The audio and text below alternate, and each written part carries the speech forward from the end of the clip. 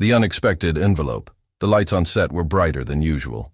Steve Harvey, a man known for his booming laugh and sharp wit, stood backstage adjusting his tie. The studio buzzed with life, producers checking mics, assistants shuffling scripts, camera operators getting into position. The guest list today was impressive. An author, a rising singer, and a surprise slot labeled only as Segment 6, Private Delivery. Steve raised an eyebrow when he saw that. No name, no details, just instructions. Open it live, after the music break. Some kind of prank, he muttered. It's legit, his producer replied. Came directly from Los Angeles. Signed off. By your agent. Steve didn't press further. He was used to surprises, both good and bad. But something about this one made his chest tighten. He let out a slow breath and walked toward the stage. The show began like any other. The crowd cheered. Steve cracked a few jokes. The guests came and went. There were tears, laughs, even a spontaneous dance segment that had the entire audience clapping in rhythm. But in the back of his mind, that sealed envelope sat like a silent weight.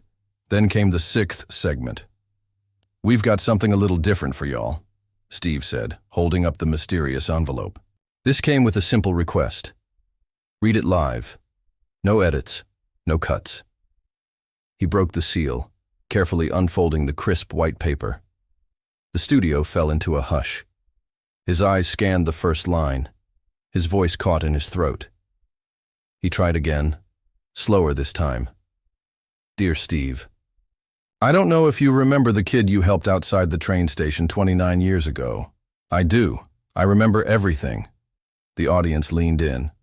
The band stopped tuning their instruments. Even the backstage chatter faded to nothing. Steve blinked. A memory stirred. A cold morning. A young man with a backpack, worn shoes, and hollow eyes. A few crumpled bills handed over with a quiet, "Hang in there, man. You'll get your shot," he read on. You probably meet a lot of people. Maybe I was just another face in the crowd. But that day, I was ready to give up. I was hungry. Alone. I thought no one saw me. Then you did. And you didn't make a big deal about it. You just showed kindness. A tremble entered Steve's voice. I don't believe this. The letter continued. Today, I've lived a life beyond what I ever imagined. I've stood on film sets around the world. I've met presidents, monks, and children who reminded me why life is worth fighting for. But that morning, it started everything. Not with money, but with hope. I never got to thank you. A name signed at the bottom. Keanu Reeves. The studio went silent. A moment stretched into forever. Steve Harvey looked up, his eyes wide, a tear finally slipping down his cheek. I remember that kid, he whispered. His hands trembled slightly as he folded the letter. I didn't know. I had no idea. Looked at the audience. That boy didn't even have a jacket. He paused. The silence was no longer awkward. It was reverent. I gave him what I had. Wasn't much. I never thought he'd remember it. We live in such a loud world now. Sometimes you forget. Kindness still matters. The camera zoomed in on his face. His voice, usually so loud and commanding, dropped to a fragile whisper. I didn't know that moment would mean anything. But it did. And now, it means everything. The audience erupted into applause. Not just clapping, but standing, eyes wet, hands over hearts. And somewhere, miles away, a man sat watching. Quiet, still, humbled. Keanu Reeves didn't need to be in the room. His words had already arrived, and they had struck deep. What no one knew, not even Steve, was that this message was just the beginning. Something bigger had been set in motion, the kind of story that would change more than one life. The kind of story that wasn't over yet, not even close. The second message, the next morning, the world reacted. Clips of Steve Harvey breaking down while reading Keanu Reeves's letter had already gone viral. It was everywhere. on talk shows, news headlines, and social media feeds. People shared the video not because it was celebrity drama, but because it felt real. A quiet act of kindness from decades ago. A silent thank you that finally found its voice. But Steve Harvey. He didn't feel like a trending topic. He sat alone in his dressing room, holding the same letter, his fingers brushing the signature again and again. Keanu Reeves, he whispered, still in disbelief. That boy was him? Memories kept returning, in pieces. That cold morning. A gray hoodie pulled over a young man's head, his soft voice when he asked, "Sir, can you help me get something warm to eat?" Steve hadn't hesitated. He gave him $20 and a half smile. Don't give up on yourself, kid. He never expected anything in return. Now, years later, this same boy was the man people all over the world respected, not just for his movies, but for his kindness, humility, and mysterious silence in an industry full of noise. There was a knock at the door. It was his assistant, barely able to hide her excitement. "Mr. Harvey, a package just arrived. No return address. But you need to see this." Steve opened the box carefully. Inside was a simple wooden frame. Inside the frame was a photograph. He stared at it for a long moment. It was a black and white image. Old, slightly faded. It showed a young man sitting on a bench outside the train station. He looked tired, eyes sunken, but there was a fire behind them. Beside him, frozen mid-walk, was Steve Harvey himself, hand extended, offering something.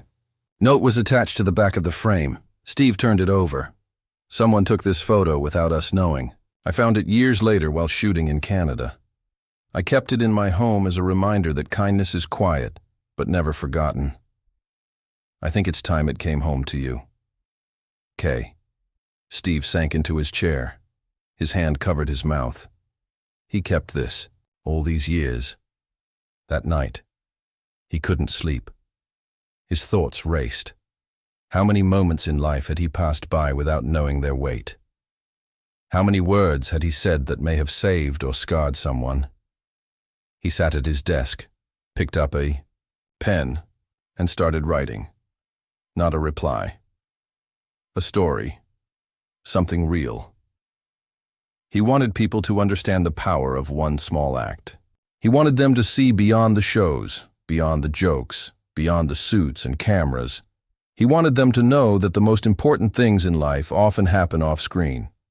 The next day, he opened his show with a deep breath. "Folks," he said, softly, "what you saw yesterday, that wasn't about me. It was about what we leave behind in people's lives when we're not even looking." He held up the photo for the audience to see. "This is the moment. One I barely remember. But he did." He paused, voice shaking, and he turned it into something beautiful. Then he looked straight at the camera. "Keanu, if you're watching, you didn't owe me anything, but what you gave me with that letter, you gave me a piece of my pass back, and you reminded me why I do what I do." A pause, a long one. "Come on my show." The studio cheered. But deep down, Steve wasn't chasing a headline or a ratings boost. He wanted to sit across from the man who had carried his kindness for almost 30 years and turned it into a life of grace. Meanwhile, in a quiet home tucked away from the city, Keanu watched the segment. He smiled softly. He didn't reply right away. He didn't need to. Because his next move wasn't going to be another letter. It would be something far more personal and unforgettable. The silent arrival. 3 days passed. Keanu Reeves had not responded. No email, no public post, no call to the show. The internet buzzed with guesses. Some said he was planning something grand. Others thought he preferred to stay silent. But Steve Harvey didn't care about speculation. Deep down, he hoped. Not for attention, but for connection. Still, he continued with his show like always, though something inside him had shifted. Every time he passed by that framed photograph, he paused. Sometimes he'd just stare. Other times, he'd whisper, "I see you now, kid." The staff noticed a change in him. He smiled a bit softer, listened more closely, and laughed with something deeper behind it. On the fourth morning, something strange happened. No one heard a car pull up. No manager called ahead. No cameras followed. But as the studio doors opened for a live taping, a man walked in quietly, wearing a plain black hoodie and jeans. No sunglasses, no entourage. The security guard almost didn't recognize him until he caught the eyes, those unmistakable, thoughtful eyes. It was Keanu Reeves. He gave the guard a polite nod. "I'd like to see Steve," he said simply. The guard, frozen for a second, fumbled with his earpiece. Within minutes, the entire building seemed to hold its breath. In a quiet hallway just beyond the cameras, Steve stood face to face with the boy he once helped, and the man that boy had become. Neither spoke right away. Keanu held something in his hand. It was small, wrapped in an old brown cloth. He extended it. "I never forgot you," he said, voice low and steady. "This belonged to my mother. She gave it to me when I left home. Told me to hold on to it until I met someone who gave me real reason to hope." Steve slowly unwrapped the cloth.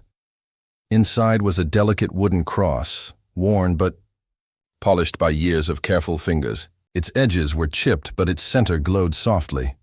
"Why me?" Steve asked, eyes filled with confusion. Keanu smiled gently. "Because that day, you didn't ask who I was. You didn't judge me. You just saw someone hurting. And you helped." Steve blinked, swallowing the lump in his throat. "I didn't know it mattered that much." Keanu nodded. "You didn't have to, but it changed everything." A long silence passed. Not awkward, not heavy, just full. Then Keanu added, "I didn't come here to be on TV. I came to sit across from the man who reminded me the world still had good people in it." Steve placed a hand on Keanu's shoulder. "You ready to tell that story together?" he asked. Keanu hesitated, then nodded. "But only if we tell yours too." Later that day, the producers quickly adjusted the live show. The surprise guest became the headliner.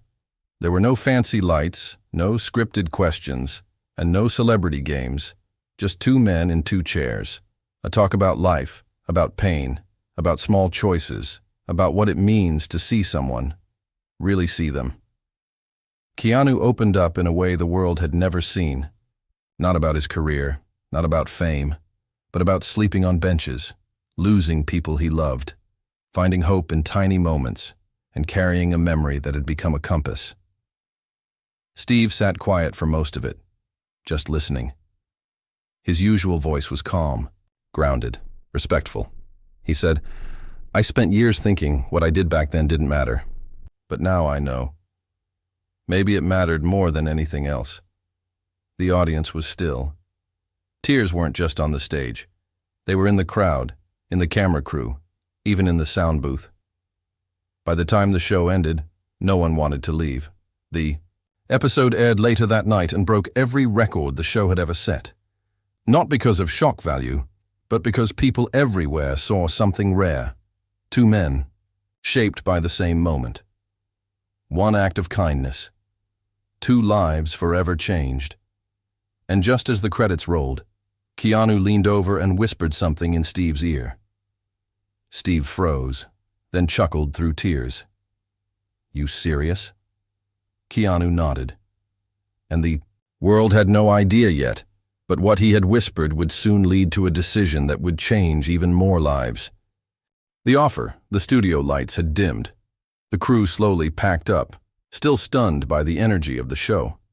It wasn't just another celebrity episode. It was something else, the kind of moment that made even seasoned professionals pause and whisper, "This one mattered." But backstage, something even more powerful was happening. Steve Harvey sat on the edge of his chair, his face a mix of confusion and deep emotion. Keanu Reeves stood quietly in front of him, hands in his pockets, waiting. For Steve to respond. "You serious?" Steve repeated, his voice low. Keanu gave a slow nod. Yes, I've already spoken to my team. The space is ready. The money's not the issue. Steve looked down at his hands. He had hosted thousands of shows. He had heard stories from presidents, preachers, prisoners, and performers. But never once had someone looked him in the eyes and said what Keanu just had. Keanu Reeves wanted to build something, a center, a foundation, a home for kids who had fallen through the cracks, a place for struggling. Teenagers, young adults, and even grown men and women who felt invisible. People like Keanu once was. People Steve had unknowingly reached just by doing what came naturally, being kind. And Keanu wanted to name it after Steve, not because he was famous, but because he had saved a stranger with $20 and a moment of dignity. I want to call it Harvey House, Keanu said gently, a place where people feel seen. Steve leaned back in his chair, trying to find the right words. Brother, he finally said, you're going to make a grown man cry on live TV 2 weeks in a row. Keanu smiled. Then it's a good plan. But Steve shook his head. Not because of the name, not even the idea, but because I never thought what I did back then had weight. I was just trying to do the right thing, just for that moment. Keanu stepped forward, and that's exactly why it matters. The next week was a whirlwind. Keanu's quiet foundation team got to work. They didn't contact press. They didn't send out sponsorship flyers. No gold plaques. No ribbon-cutting events planned. Just action. They found an old building on the edge of the city, worn down, forgotten, but solid at its bones. They bought it under a non-profit name, began renovating it into a warm, open space with bookshelves, music rooms, job training corners, therapy lounges, and walls meant to be filled with art and laughter. Steve visited the site and stood in the middle of it all. Speechless, he touched the bricks with the same care he once used to hand that $20 bill to a tired stranger. You're really doing this, he whispered. Keanu walked beside him, hands dusty from lifting old shelves. We're doing this. But it didn't stop there. A story this strong has a way of finding hearts. Letters poured in. Emails from teachers, janitors, mothers, soldiers, and even a few inmates who had watched the episode from prison. They shared their own memories, strangers who had helped them, tiny acts of kindness that pulled them back from dark places, and somewhere in those letters came an idea. Steve read one out loud during a planning meeting. A young woman writes, I wish someone had told me earlier that I mattered. Maybe then I wouldn't have wasted so many years hating myself. He paused, eyes scanning the room. What if Harvey House didn't just feed and house people? What if we told them their stories mattered, gave them a space to share it? Maybe that's how we light the fire back up. Keanu looked up from the sketches he was reviewing. You mean, let them speak their truth? Yeah, Steve said, voice growing stronger. Record them, share them, make a series, not for fame, for healing. Keanu nodded slowly, and in that quiet, an even bigger seed was planted. This wasn't just a shelter. It was becoming a movement built on forgotten kindness, unexpected returns, and two men from very different worlds, forever linked. By one moment, on a cold morning outside a train station, but just as everything seemed to be falling perfectly into place, something unexpected happened. A visitor arrived, a woman no one had seen in years, and with her came a truth that neither Keanu nor Steve was ready for, a truth that would shake the very foundation of what they thought they knew. The woman with the red scarf. The wind outside the nearly finished Harvey House whispered through the half-open windows. Paint buckets lined the walls, hammers rested beside folded ladders, and soft footsteps echoed through the hollow halls. It was nearly done, almost ready to open.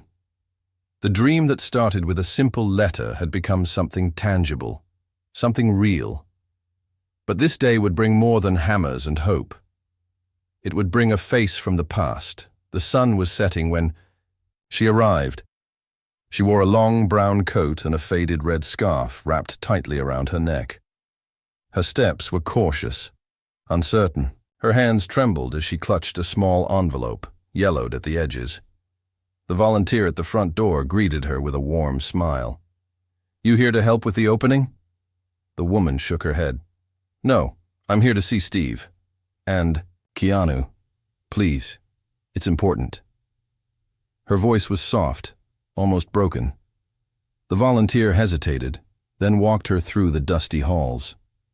Workers glanced up as she passed, their curiosity growing. They could feel something about her, like she carried more than just an old letter. Inside the planning room, Steve was leaning over blueprints. Keanu sat nearby, scrolling through a list of new applicants for the center. Laughter filled the room from a conversation they'd just had, until the door creaked open. They turned, and the room fell silent. Keanu's eyes locked onto the scarf. He stood up slowly. Steve noticed the shift in his posture, the way his hands twitched slightly. "You know her?" he asked. Keanu nodded. "I think so." The woman stepped in and took a shaky breath. "I didn't think you'd remember me," she said. Keanu's voice was barely above a whisper. "Sarah," she smiled, eyes glistening. "You do remember." Steve watched, confused but respectful. Keanu sat back down, heart pounding. Sarah took out the letter. "You told everyone that moment outside the station was the turning point," she said. "But that day, I was there too, on the other side of the bench." She handed Steve the envelope. He opened it slowly. Inside was a photo, wrinkled and faded with time. It showed a wide shot of the train station. A young man, Keanu, sitting on one side of a bench. On the other side, a young woman, Sarah, leaning forward, her hands covering her face. "I was ready to jump that day," she whispered, voice cracking. "Off the bridge. I'd been through too much. No one saw me. Not really. I thought that was the end." She turned to Steve. "But I watched what you did. I saw you give that boy your last $20. I saw you talk to him like he mattered, like he had worth. And in that moment, I changed my mind." Tears slid down her cheeks. "You saved both of us. But neither of you knew I was watching." The room was still. Keanu's lips parted in shock. "Why didn't you ever say anything?" "Because I didn't know who you were until last week. I was watching your show, Steve. When you read that letter, something cracked open inside me." Steve held the photo tightly, his hands shaking. "You were going to take your life." "I was," she said. "But you gave hope to a stranger, and that stranger gave me strength without even knowing." Steve sat down slowly, the weight of it all pressing against his chest. Two people, one bench, and his simple act had unknowingly saved them both. "I spent years rebuilding my life," Sarah continued. "I became a counselor. I've helped people walk back from dark places. I never told them where my journey started, until now." Keanu stood and walked toward her. "You should be part of this," he said gently. "What?" she asked. "Harvey House," he said. "You belong here. Your story is this place." Sarah covered her mouth, overwhelmed. Steve added, "This place was built on quiet miracles. Yours is one of them." They stood in a circle now, the three of them. No cameras, no scripts, just truth. Real, raw, quiet truth. And as the final beams of sunset poured through the dusty windows, something deeper than a center or a show was born. It was healing. It was redemption. And it was far from over. Because that night, as they prepared for the grand opening of Harvey House, another letter arrived. This one was from someone no one expected, someone who had kept a secret for decades. A secret that would reveal the true reason Keanu was at that train station that day, and why he believed he didn't deserve to be saved. The final truth: the night before Harvey House was set to open, the building felt different. Even with the fresh paint and new lighting, there was a strange stillness in the air, like the building itself was holding its breath. In the planning room, Keanu, Steve, and Sarah sat together, each quietly sipping tea. No cameras, no phones. Just three people bound by a moment they didn't know they had once shared. Then the knock came. A quiet, hesitant knock. An assistant entered, holding a plain envelope. "This came just now," she said. "No return address. It just says for Keanu." Keanu reached for it slowly. He turned the envelope over in his hands. There was something familiar about the handwriting. Thin strokes, almost shaky. He opened it. His eyes scanned the page. A long silence followed. His hands trembled slightly as he read.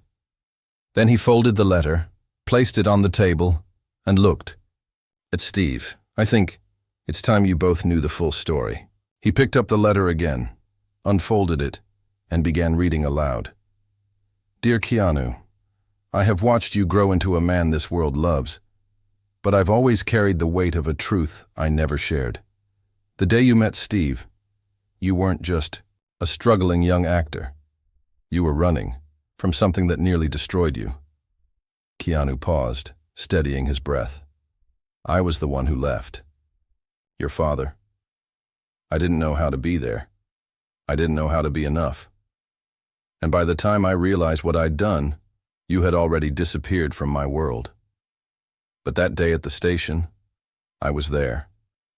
I saw you sitting on that bench. I saw Steve walk by and change your life with a few words and a gesture. And I watched in silence because I didn't feel worthy of stepping forward." Keanu's voice cracked. He looked up at Steve. "He was there. My father." He kept reading. "I left you, but he saved you.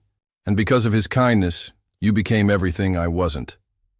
I've never spoken of this to anyone. I never reached out because I didn't think I deserved to. But now I just want you to know, you became the man I always prayed you would be. And Steve, thank you for giving my son what I never could. Hope. Sincerely, Michael Reeves." Keanu folded the letter again. His hands were shaking. "I had no idea," he whispered. "I thought I was abandoned, but he saw me. He was there." Sarah sat quietly, stunned. Steve placed a hand on Keanu's shoulder. "Brother, life comes full circle in ways we can't understand," Steve said gently. "What you thought was an end was really a beginning." Keanu looked down at the letter again. "My whole life, I've lived with this emptiness, thinking that moment on the bench was my lowest point. But now I see it was the start of everything." The next morning, the grand opening of Harvey House began, but it wasn't flashy. It wasn't filled with press or flashing cameras. It was warm, human, real. People from every walk of life filled the rooms, young and old, lost and healing, broken and rebuilding. They stood beside one another, some holding tears, others holding hands. Keanu stepped up to the small podium. Steve stood beside him. So did Sarah.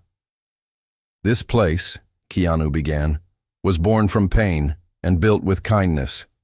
Not grand gestures, but quiet, forgotten moments that grew roots inside our hearts." He looked around. "I was once a boy with nothing, and someone gave me something priceless, the belief that I mattered." He motioned to Steve. "This man saved me without knowing it." He then looked to Sarah, and he saved her too. The room was silent. "Today," he said, "we open these doors not to shelter people, but to remind them that they are seen, that they are worthy, and that one act of kindness can echo for a lifetime." Steve took the mic next. "This ain't about names or fame," he said, his voice thick with emotion. "This is about you, all of you. Your story matters, and we're here to listen." As the doors opened wide, people walked into Harvey House for the first time.